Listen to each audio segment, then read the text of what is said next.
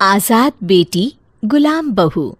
निर्मला अपनी बेटी मधु को बड़े ही प्यार से रखती, उसे पढ़ाती लिखाती, खेलने भेजती और उससे देश दुनिया की ढेर सारी बातें करती। मधु पढ़ लिख कर कुछ बनना चाहती थी, वो पढ़ाई में भी अच्छी थी। लेकिन एक दिन निर्मला की बुआ सास उसके घर आती है। अरे निर्मला, अरे ओ निर्मला, कहाँ है तू? अरे बुआ, आप कब आई? आइए आइए बैठिए। अरे यह ना समझना कि मैं कोई खाना खाने या फिर किसी लालच में आई हूँ। मैं तो ये बताने आई हूँ कि वो प्रिया नहीं है, राधिका की बेटी, भाग गई किसी लड़के के साथ।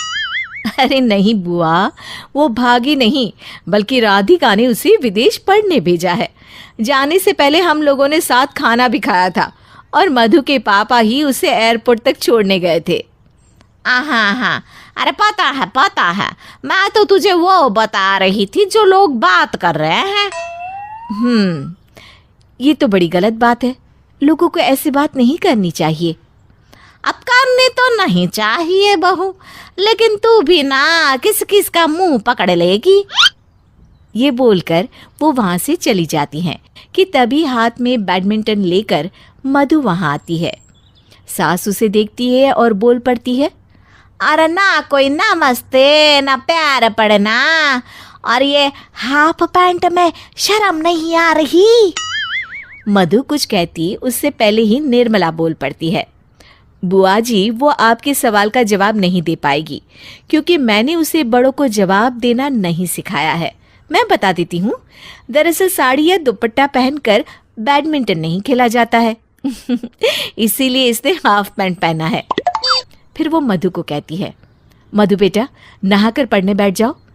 जी माँ, मैं पढ़ने ही जा रही हूँ, आज जल्दी सो जाऊंगी क्योंकि कल मेरी एजुकेशनल ट्रिप है। ये कहकर वो वहाँ से चली जाती है। बुआ सास को बेइज्जती महसूस होती है और वो भी वहाँ से चली जाती हैं। लेकिन कुछ दिनों बाद निर्मला, मधु और मधु के पिता बाजार जाते हैं, जहाँ फिर से वो बुआ उन लोगों को मिल जाती है। अरे राकेश, कैसा है? आई थी मैं तेरे घर, बताया नहीं क्या निर्मला ने? अब नहीं बुआ, निर्मला ने तो कुछ नहीं बताया। क्यों, क्या हुआ, कुछ खास? अरे मधु के लिए ना लड़का देखा है, वो भी कमाऊ इतना कि तेरी बेटी राज करेगी, राज। इकलौता है, बस माँ है और कोई नहीं, और वो भी ना ज्यादा दिनों के मेहमान नहीं है देखिए बुआ, मधु तो खुद भी पढ़ी लिखी है और अभी तो उसकी पढ़ाई चल रही है, कमाऊं तो वो भी बन जाएगी। और रहा सवाल सास के मरने का, तो भगवान न करे किसी की माँ उससे अलग हो। बाकी अभी हम लोगों को मधु की शादी नहीं करनी। अरे निर्मला, कैसी बात कर रही हो तुम बुआ से? वो बड़ी हैं हमारे घर की और वो गलत नहीं बोलेंगी। हाँ बुआ, आप उन लोगों का पता दे दीजिए, मैं हो आऊँगा किसी दिन।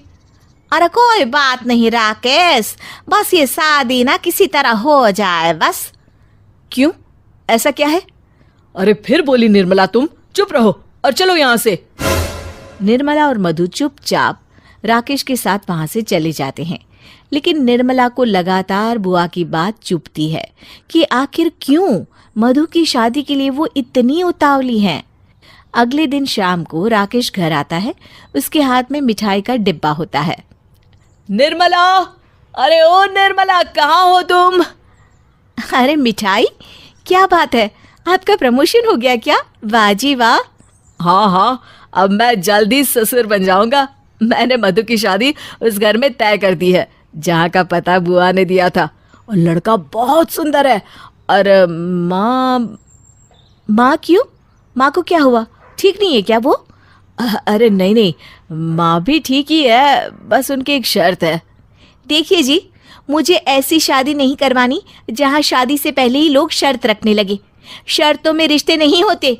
अरे शर्त ऐसी कोई बड़ी भी नहीं है, बस वो हमारी मधु से नौकरी नहीं करवाएंगे। देखा जाए तो ये भी अच्छा भी है ना। कैसे अच्छा है, क्या बोल रहे हैं आप? अरे मैंने अपनी बेटी को पढ़ाया लिखाया है कि वो अपने पैरों पर खड़ी हो। लेकिन राकेश फिर निर्मला पर गुस्सा हो जाता है।